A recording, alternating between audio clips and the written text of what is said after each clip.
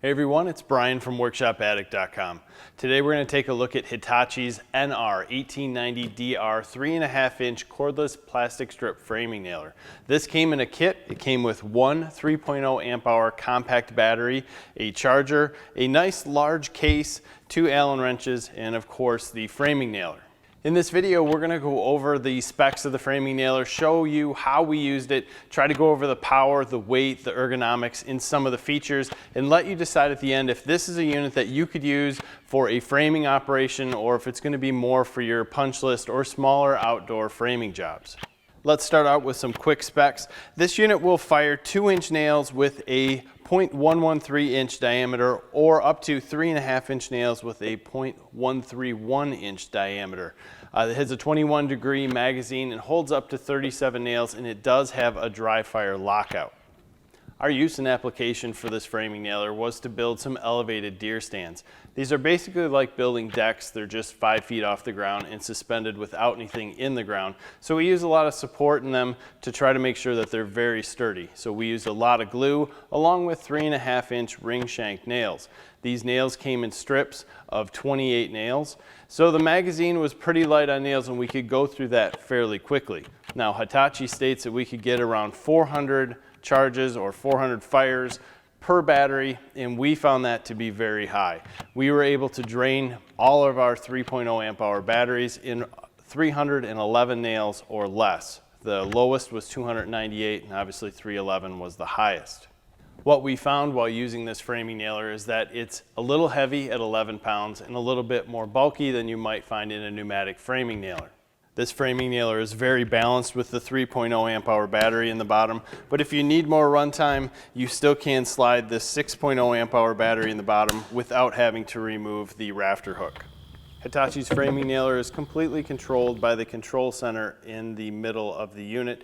You push and hold the power button to turn it on, and you'll see that there's a blue light that is constantly on here telling you that it is in the sequential fire mode. If you want to go to a bump fire mode, just push that button next to it and the blue light will start blinking. If you want to check your battery, just push the battery button and the red lights will show up. There's only 2 lights on the fuel gauge, so you don't really get a very accurate reading as to where you're at. And also this unit will turn off after 30 minutes of non-use, or you push and hold the power button again and you can turn it off manually. For added safety while traveling, Hitachi added a manual switch on the handle that you can lock this out so there's no chance of it firing while in a bag. Loading the plastic strip nails into the magazine is very simple. Slide them into place, push this button on the feeder knob, and once you're past the nails, let it go and it'll put pressure on the nails, allowing them to feed. And the business end of this framing nailer has a hardened claw that you need to depress against the wood to remove the safety. You also have a tool-free depth adjustment if you need to adjust that for different length nails. Now if you ever have a jam, you'll need to use the included Allen wrenches to remove this, to lift everything to get them out of the way. If you plan to use this unit in the winter, please note Hitachi has a thermal shut-off for anything below 23 degrees Fahrenheit.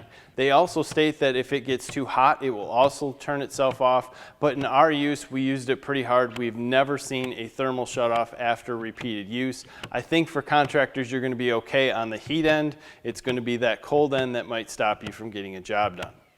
Hitachi powered this unit with a brushless motor that basically runs an air compressor to give you the power to push out these nails. Now, the air that's used and compressed is all sealed, so it's constantly reusing that air, so you have no worries of sucking in any sand or dirt.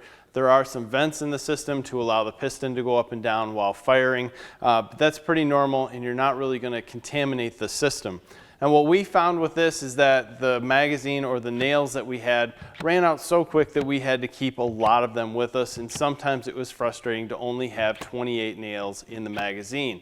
Now it will hold up to 37, but usually we ran out of the 28 and added more. That's just going to be common with a plastic strip nail gun, and it takes us back a little bit where we could get a few more nails if we used a clipped head system like the old Pazloads.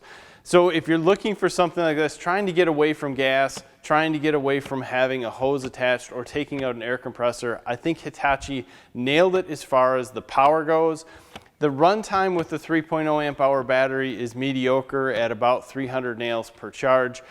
But with that said, if you're doing small projects and you have a couple extra batteries around, you can easily work through it and enjoy not having the hose and not using gas.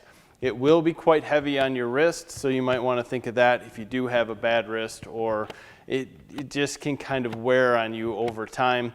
But I think this is a well-needed unit in the market, and it definitely ups the standard for any other of the cordless framing nailers that are currently on the market.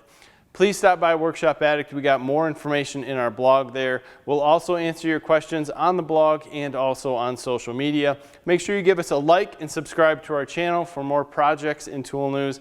Thanks for your time, guys. Have a great day.